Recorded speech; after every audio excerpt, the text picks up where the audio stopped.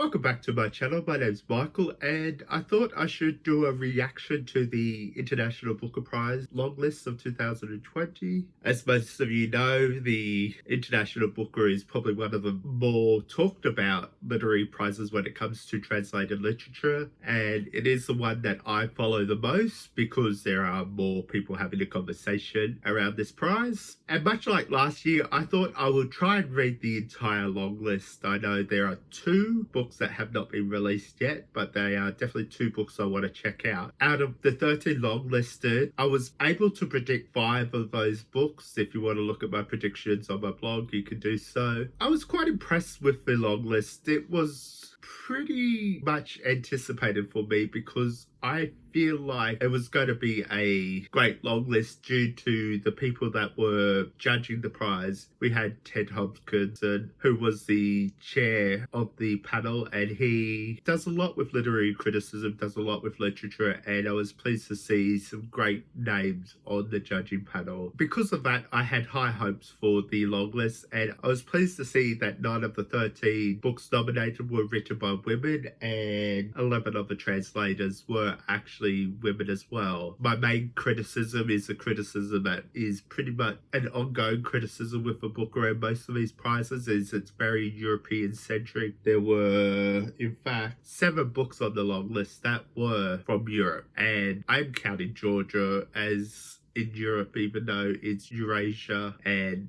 we could count it as Asia if we want, but I feel like Georgia has more European influences, and because it was written in German, I put it into Europe. Out of the rest of the books, we had 1 book from Africa, and I wish there was more books from Africa. I wish there was more books from Africa by people of colour, but we will talk about my reactions to the books in a minute. There was 1 book from North America, and that was Mexico, so that definitely had a Valerie Lucelli influence there because she is from Mexico. I think she was the one that pushed that book. There was actually 2 books from Argentina, and one of the judges, Jennifer Croft, who won the International Booker for her translation of Flights by Olga Tokarczuk a few years ago. She also translated books from Argentina, so I feel like she had a bit of an influence there. There were 2 books from Asia as well, so it was a nice range of different books, but I do, as I said, wish it was less from Europe. I am going to quickly go over the long list and just talk a little bit about my thoughts on each book. I will tell you which ones that I predicted, which ones I've read, let you know as I go a bit about the books maybe. I don't want to give a description of the books actually. I feel like that'll take too long. I'm just reading off my iPad, so if I'm looking down, just bear with me. The first book is Red Dog by William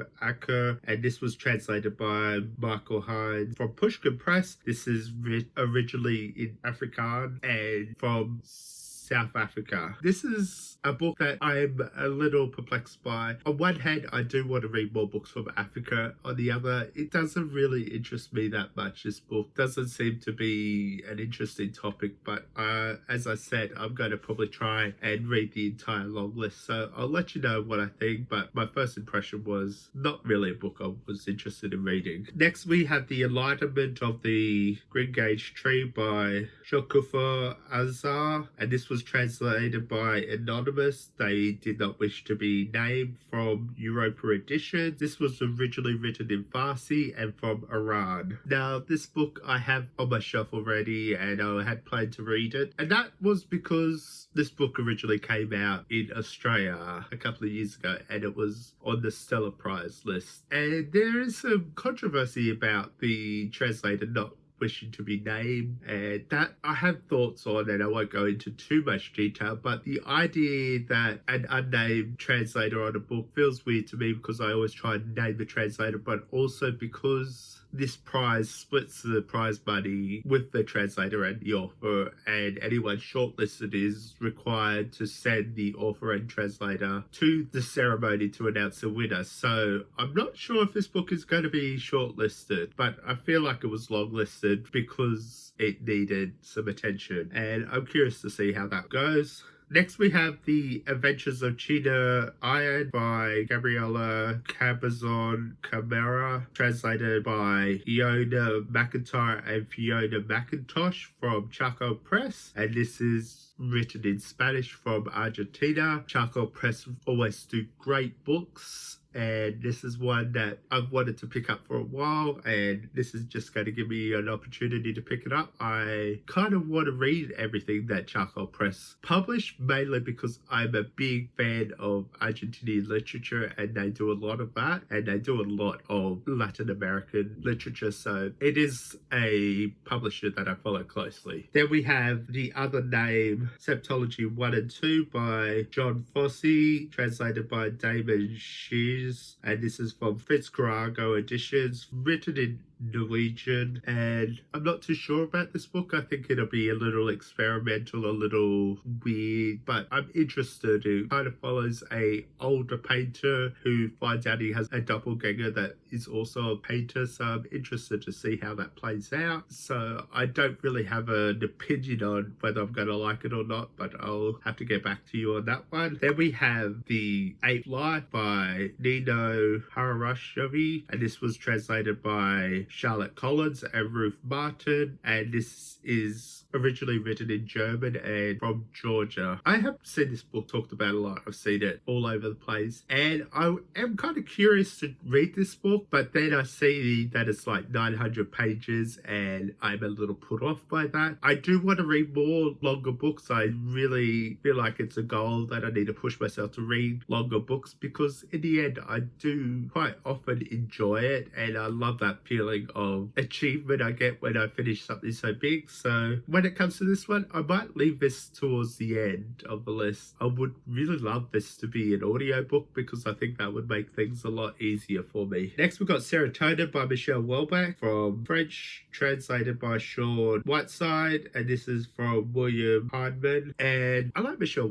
I've read 2 books of his that I really enjoyed. I haven't read anything else of his because he is a little bit misogynistic. He is a little bit hard to read. I feel like he does talk a lot about a middle-aged man and his sex drive way too much. And while the books I have read I've really enjoyed, I've kind of gone off him a little bit. I feel like there are better things to read than that topic, but I am curious to read this. I'm kind of curious to see how it plays out. I feel like the idea of exploring this topic from a antidepressant viewpoint would be kind of interesting, and I'm sure he'll have a lot to say about society and a lot of complaining to do about people in the world. So I will check it out. A little hesitant, but I know that I have enjoyed Welbeck in the past. I just don't know if I'd enjoy him anymore, so see how that plays out. Next we have Till by Daniel Kalman, translated from the German by Ross Benjamin, and this is from Caucus. This is a book that I'm really not looking forward to reading. I don't think it's going to be for me. I am not into the fantastical. I'm not into mythology, and this definitely feels like that type of book. So I might see if I can find an audio book of this just to make it a bit easier to get through. But it is one that I'm probably going to put off to near the end, because I know that this is definitely not my style. I might enjoy it, but I know this is going to be way out of my comfort zone, and I know that it's going to be a struggle for me to motivate myself to read it. Next we have Hurricane Season by Fernanda Melchor, and this is translated from the Spanish by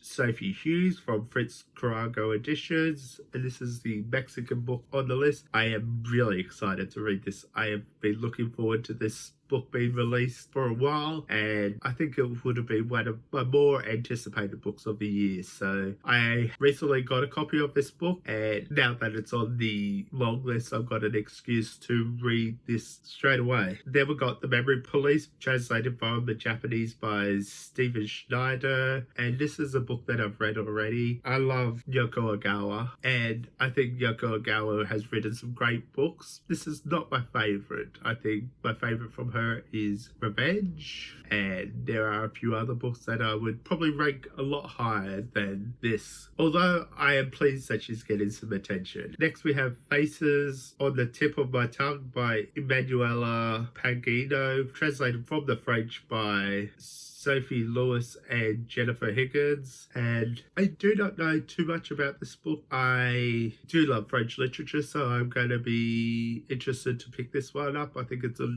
nice short novel to get through, so I will have to see how this one goes, and hopefully it's something that I love. I'm always looking for new books to fall in love with. Then we have Little Eyes by Samantha Swebler, translated from the Spanish by Megan McDowell, and this is another book from Argentina. This is the third time Samantha Swebler has been on the Booker International Longlist. Her book Fever Dream was shortlisted a couple of years ago. Her collection of short stories last year made the longlist, didn't make it very far. Fever Dreams gets talked about a lot. I am very curious to see what this book does. I feel like it's going to be talking a lot about the way we connect with each other in the age of the internet, and you know, she's going to have her dark, gritty style, and I'm very excited to check that out. Next we have The Discomfort of Evening by Marieke Louis Roggeville, translated from the Dutch by Michiel Hutchinson, and this kind of is a literary sensation at the moment from the Netherlands, and it's a book that's been rushed to be translated into English because of the popularity, and should be out next month. So I'm going to be interested to see how that plays out, interested to see if a literary sensation like this translates well into English, and see how popular it gets, or see how it is perceived by the English speaking world. And finally we have